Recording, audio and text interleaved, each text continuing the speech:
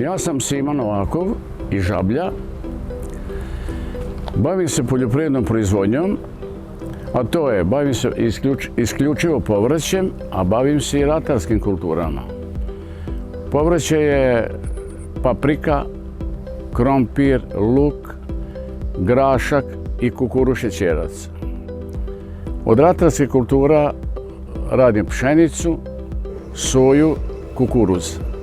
Danas smo počeli sa žetom pšenice koja je, da kažem, prskana ili tretirana sa Tornado i Murtonik plus mešavina. I danas ćemo da vidimo, mislim da je jako uspelo i da je pored većeg prinosa da ćemo imati i kvalitetniju pšenicu. Ove godine smo prvi put upotrebili organski pesticid koji se zove Tornado. A zašto smo to uradili? To je organski zato što već Evropa, ministarstvo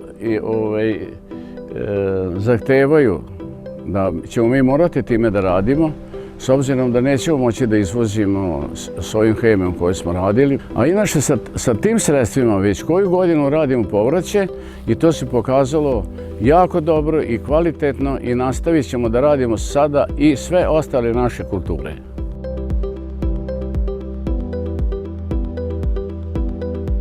Evo mi se sada nalazimo na parceli gde je posejana pšenica o kojoj sam malo čas govorio, domaća sorta Ilina. Možemo da vidimo, evo, koji vlad, da vidimo kako izgleda ta pšenica.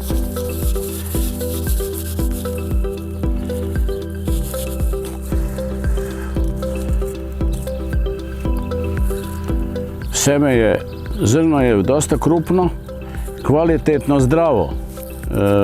Hemijom koju smo koristili, Tornado, da je uspela 100%. Prema tome, mi planiramo od ove godine, svake godine da se bavimo sa ovom zaštitom, a usput smo prskali i sa Murtonikom, dodavali smo 2 puta, smo išli sa Murtonikom i 2 puta sa Tornadom. Tako da je uspeh 100%. Ove godine očekujem na ovoj parceli koja je tu oko 14 hektara, očekujemo 7 tona po hektaru.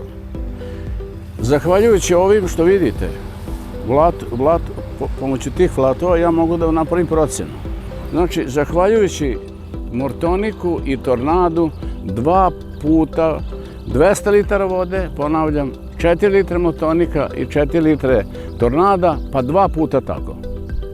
Znači, i mislim da je uspeh jako veliki u tome što sam to uradio. Zaštitili smo od bolesti, nije bila bolesna, da je mnogo, u našem ataru je dosta bilo bolesne pšenice. Ali evo, mi ovde nemamo ni trunke jedne. Eto.